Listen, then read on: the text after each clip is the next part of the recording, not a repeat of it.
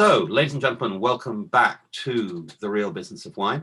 And this is the first of our sessions of 2021, and I think possibly one of the most important sessions that we will have done.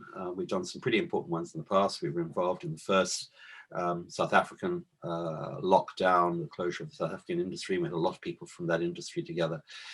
Britain is not in that situation, but the UK wine trade is finding itself in a situation at the moment where various many importers and distributors are struggling with the world, the new world post-Brexit. Now, very crucially, what this session is about is not a debate, a discussion about the pros and cons of Brexit.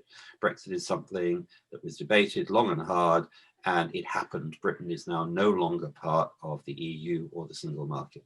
There will be opportunities that come out of that. There will be obviously challenges that come out of that. What we are dealing with at the moment is the reality of the challenges that we've seen over the last few weeks. And most specifically, Daniel Lambert, the first of our guests on the panel, has been incredibly powerful and vocal. He's been the lone ranger of the wine trade in talking about these problems and has appeared on a wide range of platforms, and I think has had a reach of over 19 million people from way outside the wine trade here, obviously in terms of numbers, have actually been following what he's been talking about in terms of getting wine into the UK. Now, Daniel is an importer, distributor in the UK, supplying a wide range of the trade, essentially. Alongside Daniel, we have Hal Wilson, who has a set of wine shops in Cambridge and around Cambridge, but his business has both retail as retail shops, but also online, obviously, but also a wholesale trade supplying restaurants, other businesses. So the COVID effect has been very significant on Hal, and Hal has been obviously dealing with that also alongside the changes brought by the last few weeks of the new situation of the UK being outside the single market. Miles Beale is head of the Wine and Spirit Trade Association, and the person that everybody essentially has to go to if they want somebody to talk to the government. And Miles, well, you can go and talk to the government in other ways, but essentially he is the person who represents the trade, and that's wine and spirits trade. So Miles's situation is possibly, well, it's definitely a little different because he has the spirits trade industry within his remit, and that's a very big export part of the UK, but he will be covering UK wine producers as much as UK wine importers. And also, of course, UK wine bottlers who are maybe bottling Australian wine that's been shipped to the UK for sale, possibly in Germany. And that's another part of the picture that I think we will look at. Philip Cox, British, but, if you like, based in Romania and is one of Romania's biggest wine exporters. With a wide range of wines, and if you buy Pinot Grigio in a UK supermarket, there's a high chance that actually it was made by Philip and supplied to that supermarket from Romania. So Philip has a very large expertise and experience of shipping to the UK. And importantly, I think when we talk to Philip, a lot of your customers are by definition big retailers, supermarkets and so on, who will put their own labels on the wines that you're selling them. And it could be said that those companies are having an easier time dealing with the new world because of their obviously their strength of dealing with paperwork and bureaucracy. Be interested to know how you are seeing that. And Roger Jones, Michelin-starred chef, and now has hung up his frying pans. Well, he hasn't actually, still cooking quite a lot, but he's hanging up his professional restaurant frying pans to move into a new wine business. And how do you approach going into a new wine business in 2021 against this kind of these kinds of levels of uncertainty? And then lastly, just to set the ground, what the expression I'm going to use is bugs and features. Because at the moment, the government here is saying, if we've had problems, whether it's wine or fish or anything else, these are glitches that are inevitable in a new situation. It doesn't matter whether it's a merger, an acquisition, or whatever. You always go through a bumpy time during the first few weeks. Those are the bugs, you get over them. On the other hand, there are features which are potentially immovable objects. So what I'd like to do as we go through the session today is discuss what is a bug, what is a feature, and very crucially, and I think there's various people come up with this, what are the features that exist today that have come in since the deal, and what are new features in terms of new paperwork, new requirements that are heading towards us that are of concern to the UK wine trade. So that's that slightly lengthy introduction. I'd like to introduce you to Daniel talk us through what's happened to you as a UK wine importer since the end of December to now, Daniel. Okay, so first of all, morning, and pleased to be part of the panel. Obviously, as you've introduced, we have a small to medium-sized agency business. We supply around about 3 million, 2.5 to 3 million bottles of wine into the UK through various sectors, through supermarkets, international business, airlines, and the on-trade. So we cover all the sectors basically, which is quite important, and we also do a bit of international. So with the basis that we knew that obviously Brexit was quite an important change of rules that were coming up, we applied all of the things that we needed to have in situ for the 1st of January to make sure that the supply chain was maintained, which is key crucial. I think everybody can accept that without a supply chain, you don't have stock on the shelf, which is obviously something the public seldom think about. Where does their wine actually come from? That's obviously our job, to make sure that we get the product to the consumer with the minimum fuss. So Brexit in its own right poses many challenges. Now, as I think is widely reported, I went in expecting to use the new importation system, or it's not really new, Chief we're talking about, which if you look at Wikipedia, it's just an interesting point. If you look at Wikipedia on Chief, it actually says it's already defunct, which is... Sorry, can I interrupt you, David? Sorry, Daniel. Just for the background of people who are watching this, what is Chief? What in terms of, and what were your choices? Hal's nodding because I think he's going to say something else in a second. As of December, when you were looking at this, what were your choices in terms of how to handle the paperwork? Okay, so Chief, you have no choice. You have to use Chief. So Chief is the operating system for imports and exports in and out of the UK. There is only one system currently that is in use. CDS is the replacement, but CDS is only going to be go live effectively for Northern Ireland later this year, because of the fact they want to see that CDS works, and it's too risky to put a new operating system into full use for everything that's imported and exported. So Chief is still the operating system that's being used. It was actually commissioned in it's taken a while for me to find this out, but it was actually commissioned in 1981, and it actually went live in 1988. Okay, so that's the technology that one of the G7 countries in the world is using for every single import and export. It's using technology from 1988, which in its own right is a bit of an embarrassment for a country of this size. This wasn't an issue for European imports just before January? Absolutely not, because we had a state-of-the-art system called EMCS, and EMCS was the movement rather than the importation of goods.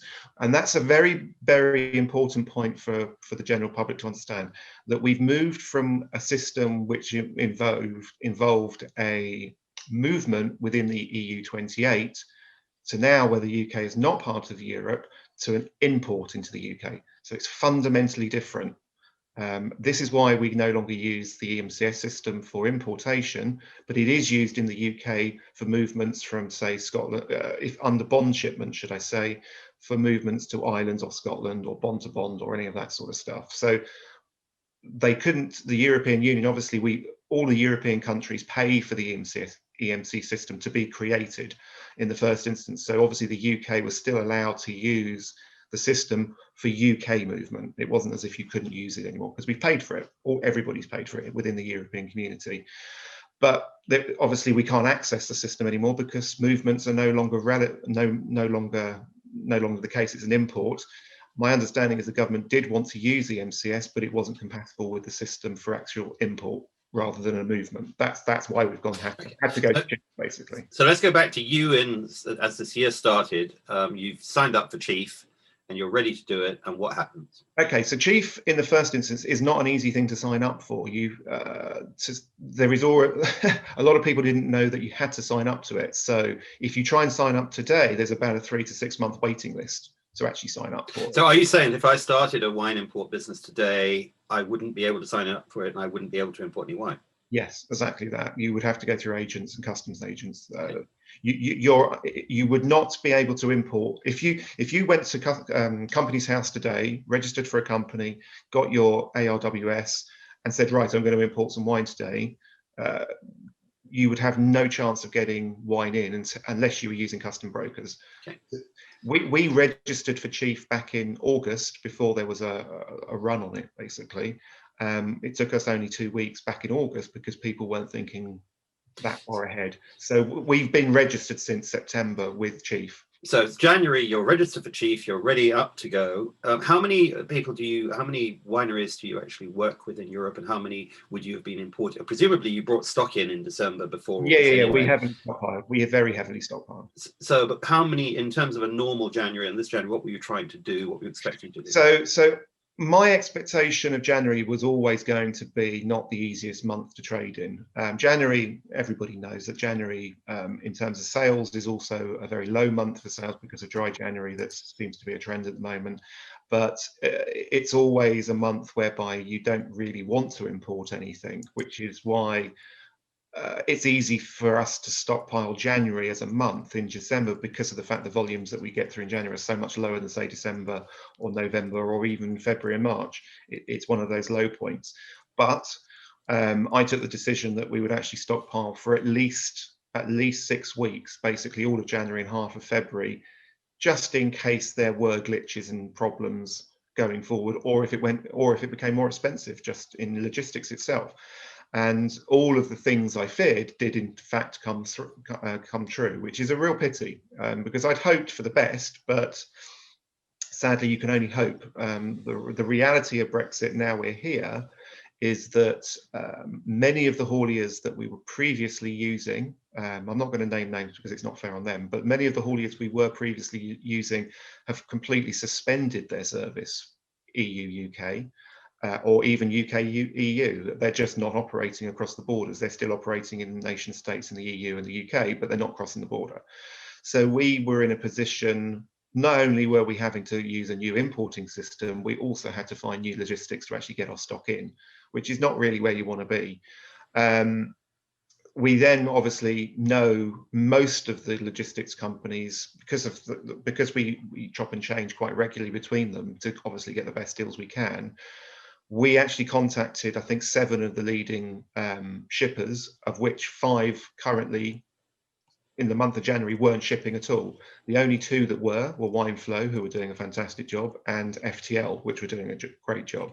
Hillebrand had its own internal issues, which were not Brexit related. They were linked to an IT issue that they had in December, and that has caused them nothing but pain through January as they sorted out their IT systems. Daniel, can I interrupt you? To cut this, because I'd like to bring Hal in a second, because he's been going through the same period. You, at the end of January or into February, were sitting in a situation where you're struggling to get stock into the UK because the hauliers are not coming in and because of the paperwork. Is that a fair picture? For me, yes. Our Yes. first shipment, Okay. our first European shipment arrived on February the 1st. That was our first shipment in from Europe. So thank you. I'll move across to Hal. Now, the 2 things to say. One is Chief is something that we've been using for non-European wines. And secondly, you don't have to import wine directly. You can go through agents and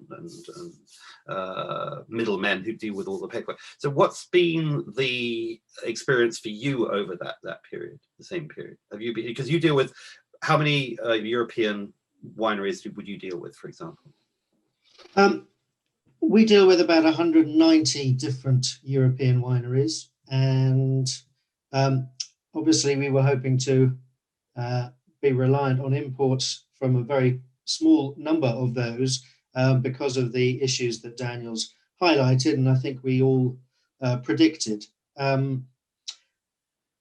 Unlike Daniel, we ask companies, freight agents and hauliers to do a lot of the heavy lifting. And as Daniel says, they've been doing, many of them have been doing an amazing job in very difficult situations. They have to find trucks, and that's been really difficult. Large haulage companies, with lots of trucks, have decided not to send any to the UK, and the Road Haulage Association has reported that exports from the UK are down 68% from January 2020. Could I interrupt for a second? What is the cost between Daniel and you if I'm going to buy wine from a producer in France somewhere? How much more does it cost to go through a middleman? What's the implication actually for the consumer ultimately, or your customer, on you choosing to do it that way rather than doing the paperwork through Chief yourself and saying, right, I just want to get onto a shipper, a distributor, a haulier, and bring the wine in? Well, there are new forms to fill in. Now we are outside the single market, so we are importing, and a producer is exporting. So there are export declarations and import declarations. Both of those come with a cost. Chief, if you were signed up for it, you could use it and avoid those costs. And the real costs are either passed on to us, actual costs imposed by third-party agents on our freight agents, and also costs that they impose on us. So about £100 to £150, depending on who you're talking to, and this is per shipment. So I think that's a very crucial point. So if I'm bringing in a container of 1,000 cases of inexpensive wine from Languedoc, or I'm bringing in 5 cases of Macon, well, let's say more than 5 cases of Macon Village, but 5 cases of Burgundy, are you saying that the cost to me as the UK company is the same? Yes. So I think it's a very important point. As far as I understand it. Okay. Yes. Thank you. So in terms of your business, you've been getting wine in there. We have received a small amount of wine, not none as Daniel's experienced, but I think he's sort of been waiting to load quite a lot of wines onto one consignment to overcome some of the cost increases. We have sort of doubled the size of normal shipments in order to ameliorate or reduce the cost per bottle of the extra paperwork. But generally on one pallet you're doubling the cost. On 2 pallets you're adding 50%. On 3 pallets you're adding 30%. These are serious additional costs which have a knock-on effect on the bottle price to customers. So we have received some.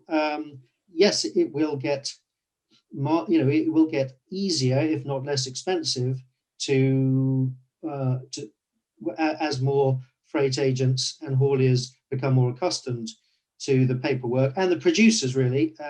Philip will know all of the burdens required, and new burdens required for producers for exporting to the UK. But our hauliers and our producers, small producers, have got to come to the same standard that Philip, as a large producer, already knew he had to achieve. So thank you, Hal. I think you've done that very nicely in terms of talking about what does look a bit like a bug at the moment. Maybe we can't actually remove it completely, but maybe it's something we can get over. But Philip, you're dealing with this on a daily basis in terms of shipping large volumes. Now, it seems to me that the costs of one document for 1,000, and you'd be shipping many thousands of cake, or in bulk possibly, would be less of a problem for you. What has been the issue for you over the last few weeks? Well, there is, I think, what did you call them? Bumps and bugs or features, like a computer software bug. Bugs. Yeah. So for the short term, there are a few problems, like Hal was saying, that just chaos with the transport system. It's very hard to find anyone that wants to go to the UK, prices have gone up a lot. Transport companies are worried about the delays, not having the right paperwork, and to be fair, they are, I think, profiteering slightly from that, trying to worry people like Hal and Daniel and me and gain better pricing. So that's a short-term problem. There are a lot of problems with the issues to do with hubbing activity in England. So people that were previously bringing in non-EU wines or EU wines to the UK and then sending them on to places like Northern Ireland or back into Europe. I know for a fact that a lot of the large bottling operations in England have big problems with their Chilean, American, Argentinian wines, that the European authorities are requesting original VI1 documents for them, and it's blocked millions of bottles of UK bottled wine that can't get into Europe. I'm going to come back to Miles on that because I'm sure Miles sees that from the inside. In terms of you, and we're going to also talk about the forthcoming problems that we can see coming down the line towards us that I know you're very concerned with. Are there any other things that have really affected you? Have you been shipping wine in the last few weeks as you would have been normally? We've found that, you might sound surprising, but the very biggest customers, the biggest UK supermarkets tend to have tried to move their logistics operations to Europe. So a lot of them use logistics facilities in Belgium or Holland. And so if we send wine to a UK supermarket, it goes to Holland or to Belgium, then it gets split up into dozens of smaller trucks and goes off to their 10 or 15 UK warehouses. That's causing problems because all of the paperwork that we now have additionally, because UK is outside the single market, it's multiplied by every single small delivery they have to make. And there's a lot of arguments with the large customers about exactly who pays for all of that, who deals with the tax liability during transport, who the wine belongs to and until when, what happens if it gets stolen, all that kind of thing, insurance. Okay. There's some other problems as well for the smaller end of the scale to do with online shipments and small shipments, even sample shipments, because now EU companies sending to the UK have to register for VAT in the UK for small amounts. So like online shippers, it's making life for them very difficult, and vice versa. UK companies trying to sell stuff in Europe. And then there's another big problem with Northern Ireland because it obviously has a different regime to the rest of the UK. So we've found that our wine, which is in the mainland UK, trying to get to Northern Ireland, has had a lot of issues because it's no longer, once it's gone into the mainland UK and it's imported, if you don't do something to it, it's no longer considered a European product. So when it goes to Northern Ireland, they have to potentially pay taxes on it, which is causing a lot of problems and people rerouting their logistics via the Republic of Ireland or trying to find other solutions. But yeah, a lot of them are bugs, longer term things, just like Hal was saying, it's much more expensive, the whole operation. We need to have extra people now, we need to hire extra people to do our UK deliveries. And frankly, it's 10% of my sales and 90% of my work for the last 2 months. Thank you, Philip. Now, you've got a legal case that you're working on within Europe that we're going to come back to in terms of the future. Can I zip across to Miles in terms of some of the things that Philip has just been raising? Because I presume that you, at your office at the WSTA, must be fielding some of these issues. Yes, I mean, there's quite a lot in what people have already raised. I like your distinction between bugs and features, Roberts, but the truth is that bugs have costs, even if they're temporary. How long it takes to improve them. So just to pick up a couple of things, I mean, and in no particular order, I mean, Daniel's quite right about the chief system. It's old and antiquated. It was never designed to be used for this. We've been in the EU for 40 years. Chief was invented a similar time ago. It's meant to be upgraded to CDS, but that upgrade has been delayed because the only way to have a system that works for EU imports once we have been ejected from the EMCS system, which of course is EU-wide, was to use Chief. It was the only option available. Does that mean it's not up to the job? Well, I think you can take your own view on that. And this isn't a sort of, were you in favour of this outcome or not? The UK has chosen to leave the EU, therefore we lose access to European systems. I don't think anyone doesn't understand that anymore, certainly not if they're members of the WSTAs. It's been very, very clear, but it doesn't mean that what's there to replace it is either sufficient, it's certainly not ideal, and it's not likely to work brilliantly straight away, and indeed it isn't.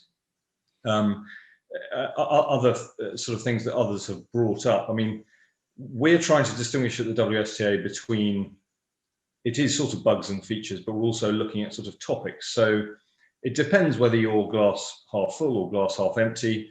And I think, the glass half empties have it at the moment because we have all of the pain of leaving the EU with none of the potential benefits of things you can do once outside the EU. And I'm not saying that those potential benefits would necessarily offset the pain, but the fact is you get one before the other. So chronologically, things couldn't be worse. Or could they? Well, we could have had a worse outcome, right? So we are not talking about tariffs on EU wine. So there is no problem with that, unless, of course, you are talking about, as Philip has, the hub model. So it's now very confused. Rules of origin are the latest hot topic at the WSTA, and bluntly, we don't yet have our head around all of them, partly because it's not possible to look at one country's rules of origin arrangements and assume it's the same for everywhere else, or rather, we now know if you do that, you get it wrong. But just to give you an example, Chile, there are no tariffs on wine coming to from Chile to the EU. The UK rolled over that arrangement, so any wine coming from Chile to the UK, there is no tariff either. If, however, Chilean wine comes to the UK in bulk and is then bottled in the UK and moves on to the EU, then there is a tariff. If it goes to Northern Ireland, having been in GB, there is a calculation about whether the product is considered to be at risk, which is all about the difference between tariffs and tariffs not being applied and not being applied, and it's a 3% threshold. And actually, probably you have to pay tariff on it. If you can then prove you've sold it in Northern Ireland, you can reclaim that tariff. Is that more complicated? Hell yes. Does that cost? Hell yes. Is that a bug? Well, yes, but it's also a feature. I mean, there are bugs and features in that particular last movement. And I've just picked one of very many. There are things you can do. You can hold things in duty suspense to avoid some of these charges in the first place. If it came into the UK in bulk and then went onwards in bulk, having come from Chile, then you can avoid the tariff if you keep it in duty suspense, etc. So it is very, very complicated.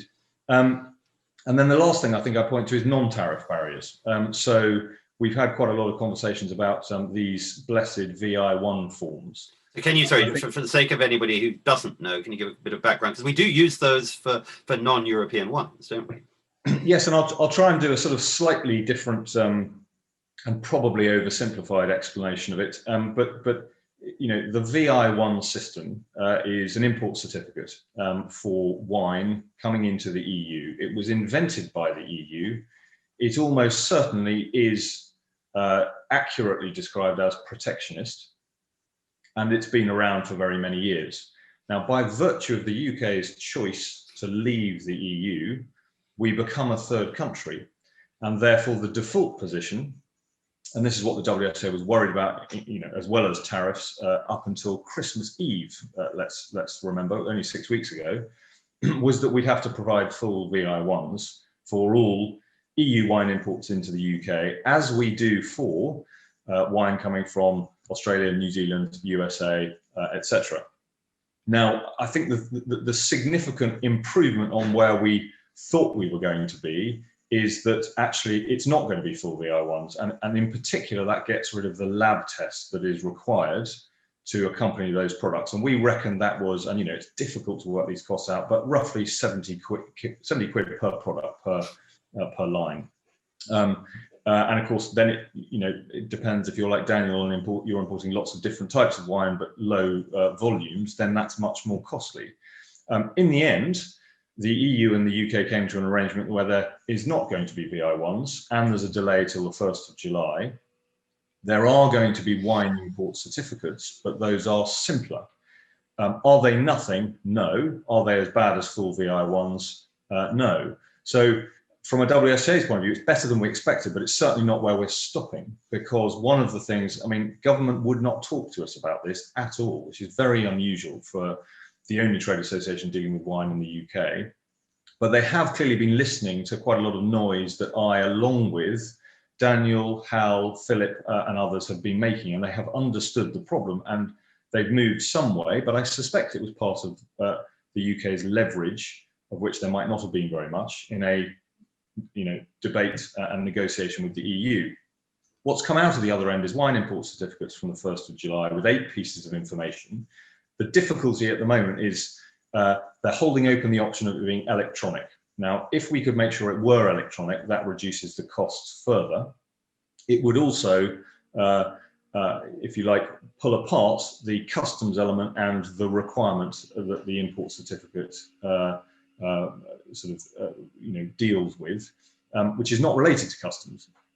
What you really don't want is a customs stamp on a new wine import certificate, because that is exactly the problem that Philip is referring to, that we certainly are seeing, and is at least a bug with the new system. So we have heard of American and Australian wine coming to the UK and then being rebottled, or bottled rather, and packaged and sent to EU countries. And Robert, to bring this back, the reason that has become a significant problem is you might not need a VI1 form for the last movement, but you did need it for the first one. And in theory, the first one from the third country into the UK gives you all of the information you need to comply with anything that the EU then requires when it goes from the UK into the EU. But some of them require wet stamps. Now, wet stamps are not possible to provide in a COVID infected time. So that is certainly a bug. It's a virus, yeah, but it's also a bug, and it's definitely a problem.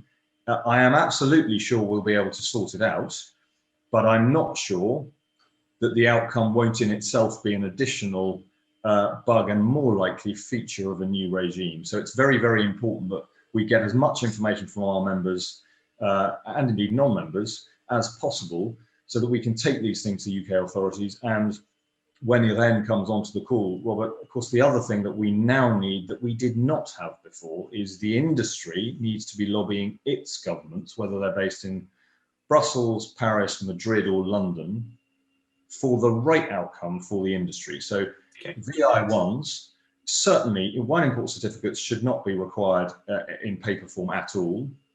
If we need them electronically, a lot of that information is already around in various other systems. Let's just make it as easy as possible and as cost-free to provide.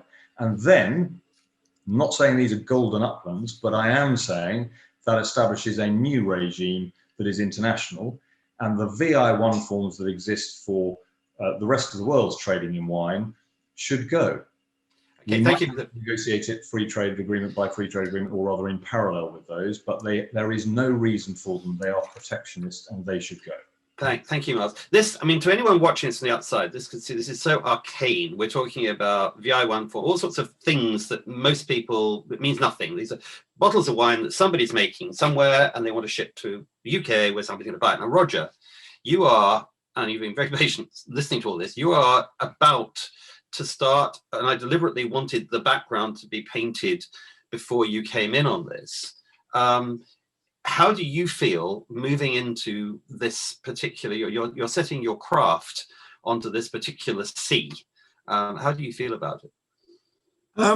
Well, in the food industry, especially in the items that I sort of buy personally or had to for my restaurant, prices change daily. And I can show you that with lobsters, for example. December lobsters were £19 a kilo. They're now 36. So there's reasons why they're 36. It's because the weather, the Portuguese and the Spanish are buying everything they can from us. The French aren't filling the forms in, so they're not getting any. And lots of British people are helping out and buying shellfish. They're not helping me because the price has gone up. So I've always worked with where prices fluctuate on a daily basis. Obviously, where you're dealing with wine, where you're doing a set price because you have to, you're taking orders from people and you're putting out 6 months ahead. It is a different concept. But also, what I'd like to ask is, on this chief thing, when it was set up, it took six years to get live. So any system we're looking at now can't be organized in 2 months, 3 months. And whatever we thought before Brexit happened, Brexit had to be done. And I think many things were passed just to get it moving, and with the government possibly saying, well, we can look at that later on in life. Well, that has clearly affected Daniel and others. But we are there, and some of the things I also worry about is, when you talk about the bugs, some people, or some of the bugs are being caused by people trying to make more money, by people saying, sort of being a bit, where in the past they had to do something, now they're being a bit more negative and not getting on with it. But I'm looking forward to getting into the wine industry more fully. Could you like to briefly use this? Remember, what are you going to do as a former restaurateur? What are you going to do in the wine industry? How are you going to be affected specifically by these kinds of issues? I don't think I will be affected because my concept is to sell aged wines, and not necessarily first growth, but looking at New World and wines from Greece, and so obviously some from France. But I would be, if not already having it, I would be buying it in, and I have been buying it last year quite heavily to age these wines for about 5 or 6 years before selling them on, exactly like you would have had in some restaurants in the old days. And I just saw a concept where very few places in Britain, besides online, where you can buy aged wines. But of course, we're looking at a different price level. We're not looking at, to what a lot of these guys are doing. Can I bounce back to Philip? You've got this legal case that you're setting up or trying to set up. So we've talked about where we are in the past, and we talked about maybe getting things better when we've replaced cheap with something more modern or whatever. But we've got other issues that you can see coming towards the industry coming up with the next year. Would you like to talk about those, Philip? Well, the thing I've decided to try and take legal action about is the wine certificates that Miles was talking about, because there is a part of the EU law which says that any regulations they impose have to have a clear purpose and a proportional. And we don't believe that these wine certificates have any particular purpose. They're obviously a political trade-off, which the UK tried to stop the EU from using VI1 forms for English wine going to Europe. So they came to a compromise.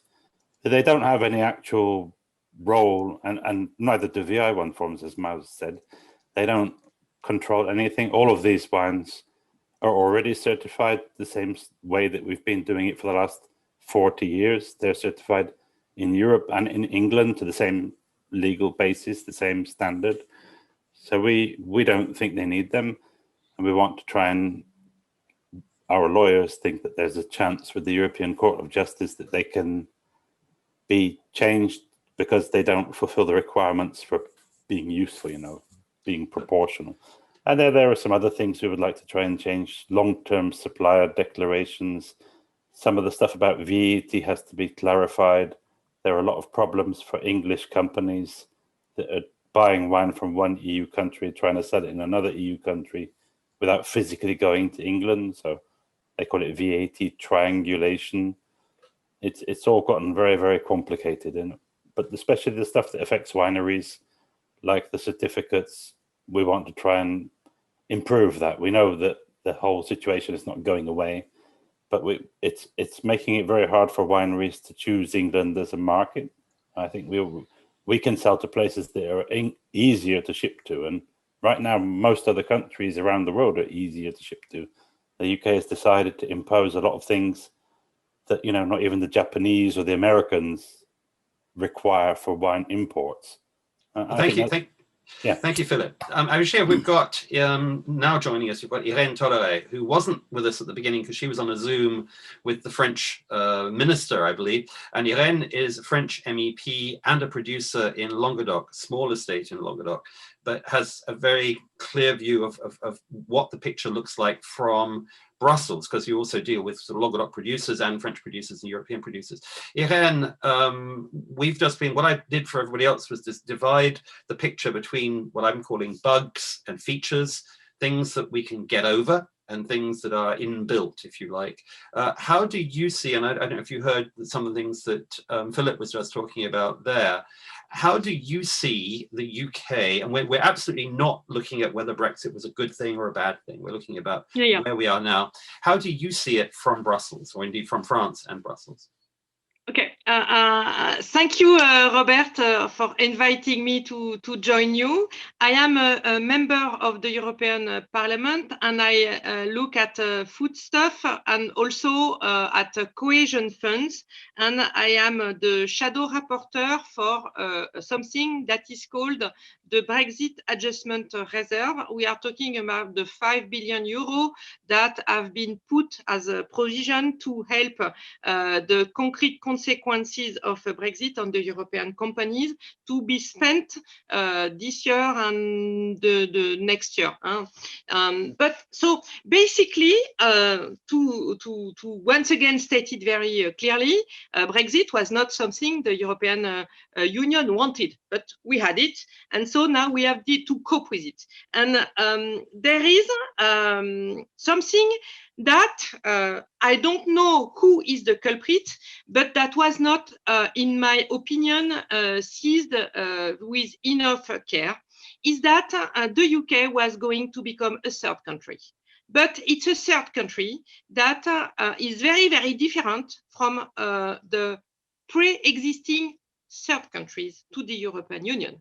And of course, it's a third country that has an existing flow of fresh foods and truck movement that is completely out of size with the existing flow with third countries. We do not sell so much with trucks to Japan or to the US or even to Norway. I mean, the size of the everyday custom movements is not at all the same. We also, so it means that everybody took it for granted that the third country rules would go well for the UK, but they create exactly the same problem for European companies that they create for British companies. I mean, the paper documents, why have we gone back to paper documents for custom clearance when before that we were with digitalized movements is something I absolutely cannot explain to you. But what is sure is that in April, we are going to touch a nightmare because 100% of the circulation between the UK and European Union will be with the new system, so with paperwork all over the place. So there is a bug in the understanding about the concrete consequences on a custom clearance of being a third country. There is also a complete misunderstanding on the consequences of being a third country UK side. I mean, I'm talking not about wine and spirits, I'm talking about fresh meat or fresh scallops or fresh food. I mean, when there was a negotiating face-to-face, the guy who was negotiating for the European Union was negotiating for the European Union. So, of course, it was not in his mind to try to anticipate problems that the guy in front of him was supposed to clear. And at the moment, we are faced with a wall, which is that because the subject of importing live seafood has not been tackled, well, it's forbidden. It's forbidden because European Union does not import live seafood in the European Union. And you know why? Because it used to do it in the past. And what happened is that we almost killed our seafood producers through imports from faraway countries. So, and this should have been anticipated. So I think that we need to understand together that what happens one side of the channel happens the other side of the channel. Okay, can I interrupt you for a second? So looking forward, there is a question about whether some of the things, some of the bugs, whether it's, well, we're not talking about fish today, we're talking about meat, but we are, I imagine that there will be discussions about fish that could affect wine and vice versa, because that's the way things work. My impression is that when it comes to fish, for example, that the EU is prepared to have some discussions and maybe give way on some things with the UK. You may know more about that. I imagine you know more about that than I do. But do you see wine as being part of a negotiation that affects other products that are coming back and forth between the EU and UK? So at the moment, what are the subjects on the table? In the European Parliament, we have to say okay to the Brexit deal, the famous 1,700-page document. And at the same time, we are working on helping European companies with the concrete, with what we call the BAR, the Brexit Adjustment Fund. So the way out on things that have not been put into the 1,700 document, the European Parliament cannot change the document. We can say yes, we can say no, but we cannot change it. So in the future, maybe we will need to have a specific deal to take into account what is not working. But at the moment, it's not on the table, because what is on the table is, first of all, finishing to put the stamps on the withdrawal agreement deal, and making sure that European companies and the real life goes on. I think that apart from deals, we can maybe work both sides on having our custom clearance administration work together. Because I'm sorry, wine that is produced in the UK or exported from the UK, or wine that is produced in Europe and sold in the UK, it's something that was happening without problem at the clearance last year. So most probably the computer system can relink them, and that is a political will. It's not a difficulty in the European Parliament. It's just to say, okay, we are going to digitalize our custom systems. But at the moment, it's not done. Thank you. So we've got about 20 odd minutes left. I'd like to throw the panel, the ball to the panel to throw around amongst themselves. Looking forward, I'm going to come actually to you, Hal, for a second. I'll come to you, Dan, in a second. But Hal, how do you see, what do you think that the UK wine trade needs to do over the next months to make things work better? Well, a lot of things. I think you touched on the pandemic changing how we all have to operate. I mean, wine is still something that we can sell in retail shops, and is something that where demand exists. So we are fortunate from that perspective. But the acceleration of the move to online, a lot of producers going direct to consumer, direct to business. The future has pandemic-related challenges as well as Brexit-related challenges. So we're all working very hard to work on our business models. I don't want to basically remove the relationships that I have, or jeopardize the relationships I have with those 190 producers in the EU if I can possibly help it. You know, that's built my my business, and my business has been built on those relationships, and my customers are very happy that is the case. So protecting those relationships while moving forward in my business are real challenges. So can I just ask you, is one of your risks that some of your suppliers are just getting, well, two things. One, are they getting fed up with the hassles of dealing with the UK? Or secondly, I can see nodding from your end. Secondly, the question of small shipments, because I think that's one of the huge differences between talking about shipping pallets from Australia and shipping small batches from Europe over a short term. Well, yes, Philip's suggested it as well. So, you know, there are producers who will not want to deal with us anymore or other UK importers.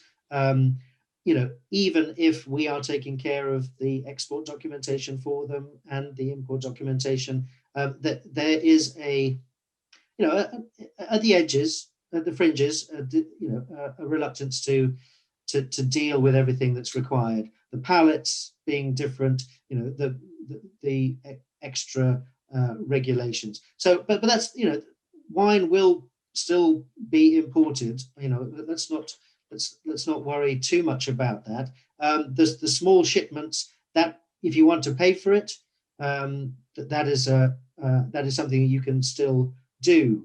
And fine wine, things that Roger, you know, is looking at, you know, importing or selling in his business.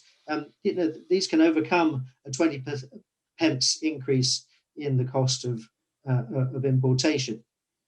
But you know, the agreement is law at the fringes, and particularly with these wine import certificates and VI1s in the future. These are, you know, these are bugs that we want a vaccine to. You know, we want to be able to eradicate them, and there's no reason for having them in the first place. The government has said that they want to think in due course about whether there's a case for scrapping VI1s, and I think that's quite a little chink of light. But from my point of view, there's a case to answer why we have them in the first place. Now we're outside the EU, and why we would want to, you know, impose something else. I know there's realpolitik involved in this, but our position is not one of realpolitik, it's real business of wine. And we want to campaign as hard as we can in the remaining areas of you know, potential change in the agreement with Miles, with the WSTA, and with the whole industry speaking as a voice. I think that's a real short-term challenge for us, and one we can actually win, because as Miles says, we won a concession on the VI1 imposition, and I think you know, we want to take that as a small victory. Daniel, you wanted to come in here because you've obviously had a lot of these discussions in the last couple of weeks, really. You're muted. There we go. Sorry. Look, I mean, the VI1 thing for me is something that is growing huge momentum in the UK right now. I was talking to David Gleave just yesterday from Liberty. David Gleave, one of sort of UK biggest distributors, agents, for those who don't know, Liberty Wines. So I was talking to David yesterday, and we're in total agreement that, I mean, I'm not going to skirt around the edges with VI1s. I'm going to be very clear what my ambitions are. That is to eradicate all VI1s, not just in the UK, but globally. The EU has this protectionist thing with VI1s. It's a nonsense. It's something that was brought in when the UK was part of the EU because the EU wanted the UK consumers to consume EU products. We understand that, but the UK now is free to get rid of these forms, and it needs to get rid of these forms for everybody's sake. Now, I'm half French and I'm half English, so I understand the culture of the French person just as well as I understand the cultural way of the Brit. I know that if I talk to Pascal in Burgundy and say to Pascal, are you happy to create a REX form? He's already said, no, I don't want to go and get a REX form so I can actually do an export to the UK. He's already unhappy with the fact he has to do that. If I turn around to Pascal now and say, Pascal, I'm very sorry that the UK has left the EU, but now I'm going to ask you to complete a VI1 as well. He's going to tell me to go away because a Burgundy grower has got a global market it can supply. There is a short supply and they can supply it wherever they like. Why on earth, as a producer in any part of France or Europe for that matter, would you want to give yourself more burden and more pain to supply a market when you can supply it to Belgium or Holland or America or China or anywhere else where you don't have to go through this pain? So let's be clear, this VI1 circus is just that. It is a circus. It's not necessary. It's not necessary for the UK, and the UK, why the government are pursuing it is frankly beyond me. And it is a question I will raise when my second interview today, which is with Newsnight. So I will be bringing it up there quite clearly. But I am not prepared to give up on the fact that VI1s should be not just scrapped in this country, but a question for Irene. I do actually think that you should be talking to the European Parliament and saying, well, hang on a minute, guys, have we actually got this right? Why are we still having this protectionist VI1 form that's applicable for the EU as well? It's actually preventing EU nations from, in the future, will prevent the EU from striving in the UK market if it continues the way it is. Okay, can I interrupt you, Daniel? Because Irene, the UK is a big, and you're still muted, Irene. The UK is a big export market for European producers. It's still a huge market. Daniel's making a very good point. Why does Europe make it difficult? Why can't Europe make that easier? I will try to answer you with the knowledge I have, and the knowledge I have is that VI1 is a total nonsense from what you explained. I'm not sure. I am not sure that this nonsense is applied by the EU to all third countries. So we have an issue of what we call the mirror with the UK in the Brexit. And it's a mirror of, if I do something stupid, I do the other thing stupid. This is exactly what is happening. And I must remind everybody of something, is that during the transition period, we managed to have our clearance done through computers. And why are we gone to paper? Okay? And this is not the EU. I can tell you this is not the EU. And I mean, we are, what is a free trade agreement? A free trade agreement in real is two administrations that agree that in these days and ages, they can trust their quality system in a lot of things and make them discuss together. This is what we had. And because we have Brexit, now the custom administration and from the EU and from the UK discuss with paper. Sorry, it's ridiculous. And we need to change it, but it's not a EU problem. Huh? It's a problem. I agree with you, Irene, but my question is very simple. Do you think that the EU should also scrap VI1s now that the UK has left? Because they were there predominantly because the UK was the largest consumer of wine in Europe that didn't produce wine. That's why it was created.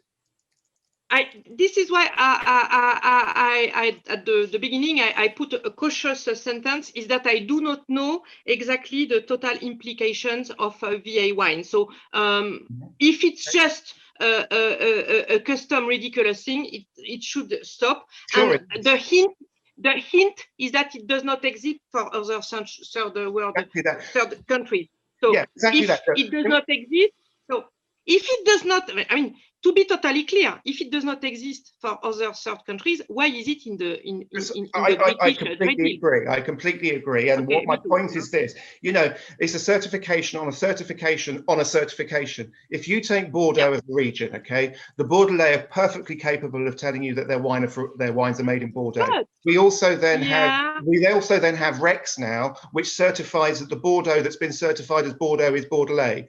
And now we want a VI1 to certify that the Bordelais that's been been certified as Bordelais is indeed Bordelais, and now the VI1 is going to make sure that it really is Bordelais. It's utter bullshit. Yeah, but I mean, we are talking, and you've put a pinpoint on something. You've said Bordelais, and in the end, is the UK totally strong on its protection of GIs? Because that's a major issue for the European Union in all trade agreements. And as soon as there is the slightest doubt on something, then the European Union uses the tool that have been designed to protect its consumers, its citizens drinking fake Bordeaux or having fake mozzarella or chicken with chloride. And, yes, I understand that. But with wine, you have to accept with wine it is different. A wine has to go through the appellation control system, and it has to go through a REX form now. So any reputable wine importer in this country who has to go through those loops, as I do, because I have my own bonded warehouse, if I don't have those two declarations, I know it's not from Bordeaux. Could I interrupt here? I'm going to throw the... Go on, Irene, quickly. Yeah, you're taking for granted that there will not be dishonest UK importers that would produce fake Bordeaux, fake Champagne, fake Chambly. We had that in the US, we had that all over the world, and the European Union protected the GIs, and it's a policy that has very good results in terms of rural development economy. So it's a keystone of the European Union policies. That's very important. I'd like to move to Miles, because you're the person who, in the end, with the WCA, you get involved with a lot of this. And I think crucially what's come up in this conversation is that we can't deal with wine in isolation. It is going to be part of bigger conversations, and what somebody is calling a cheese may well have an effect on what we're doing with wine. Can you address some of that? But also, I'm looking at time where we are sort of heading to a wrap up. Everything we're talking about is we're talking about bits of paper and forms and names of forms. It's the most arcane is the only word I could use for it. What about the opportunities? What can you, assuming we're not all going to put our heads in buckets of water or jump off the roof, can you see over the next 5 or 10 years an outcome where we are in certainly a better place than we are today, but arguably a different but good place from where we might have been otherwise? Yes, Robert, thank you. I mean, I think I can. But go back to that earlier part of, do you see it's going to be part of a bigger, other negotiations? Yes, so if I can kind of reflect back and then look forward, and reflecting back, picking up Daniel and Irene's comments. I mean, I think, what I'm really keen to do is to harness the energy, the passion, and frankly, the frustration that people like Daniel and Irene both feel, because, as the wine industry, it doesn't matter which side of the channel we're on.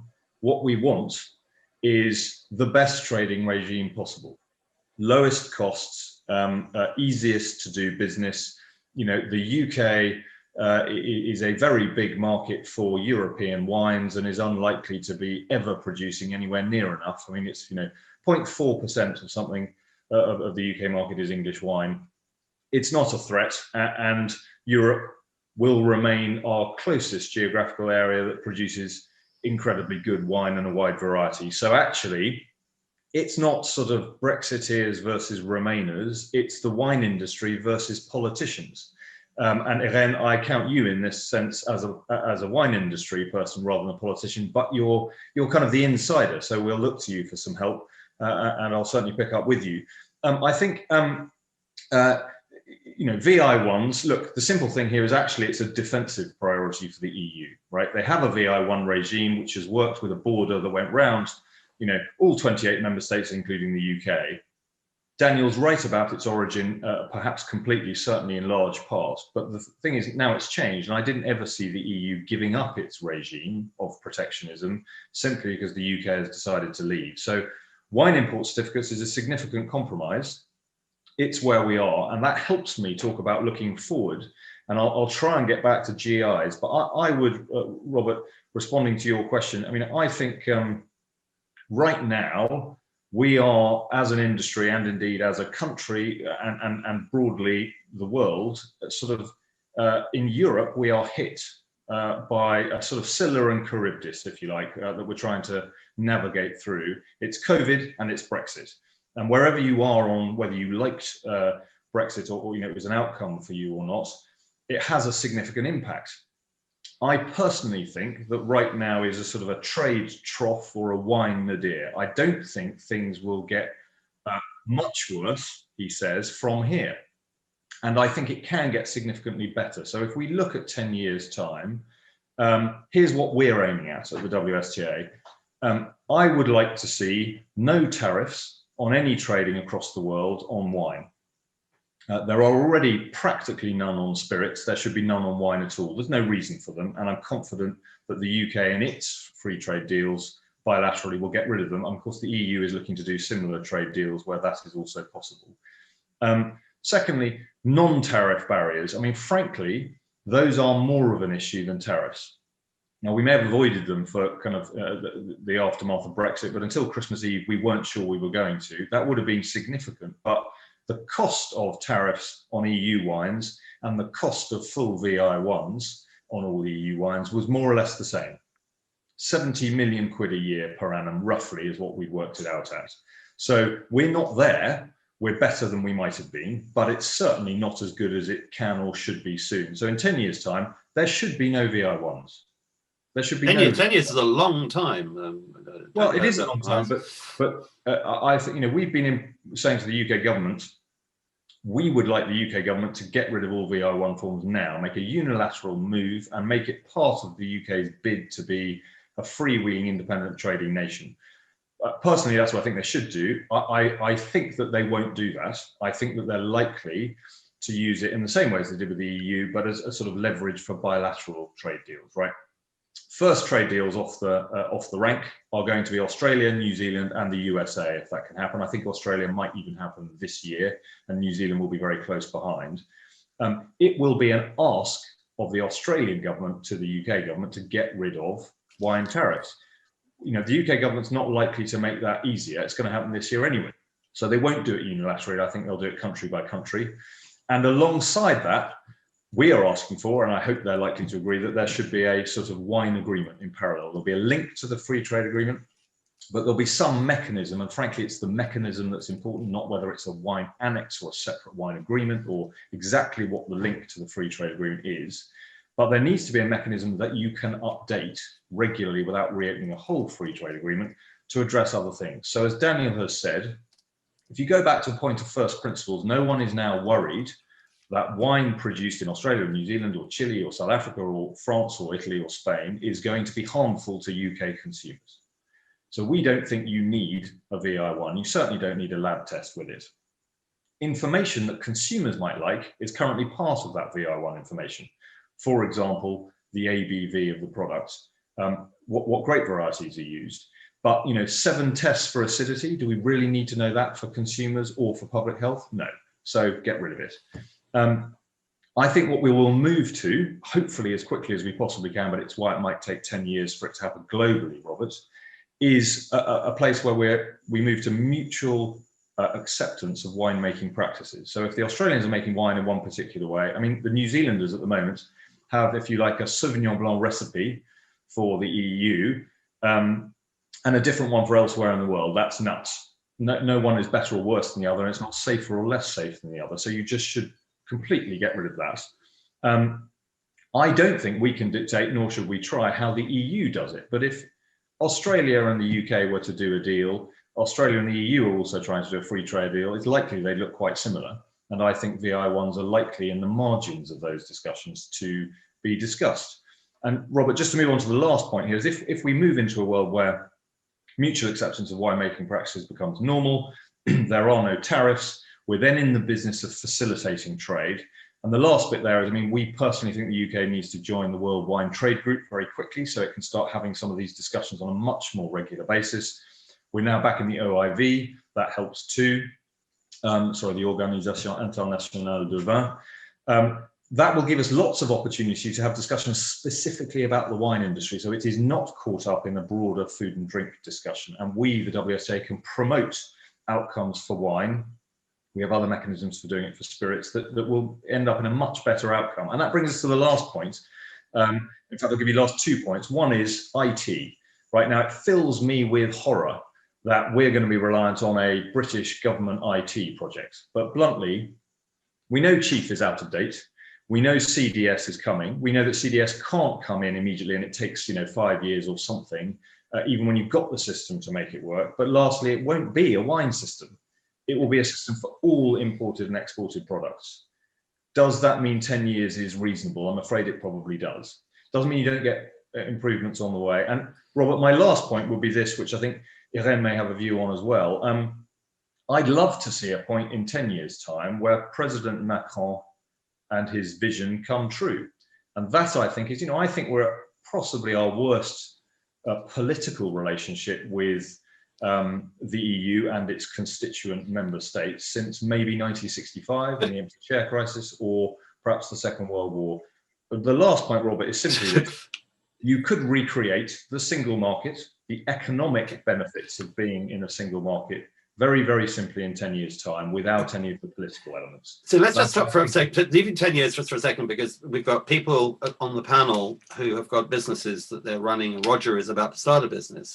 What do you see as the WSTA, because you're the one collective voice in this country, what do you see, and Irene may, and we're over time, but Irene might have a word to throw in, as being what people in the UK and international wine trade should be doing to make a system that isn't working work better now over the next literally weeks and months? Is there any action rather than sitting down and waiting for politicians to discuss amongst themselves? Daniel's running around he's trying to run a business, he's also going to every recording studio on earth talking about it. What else can people in the wine industry here and there do? And do a brief answer, and I'll see if anybody else is going to need to chip in. Miles? Sorry, Robert.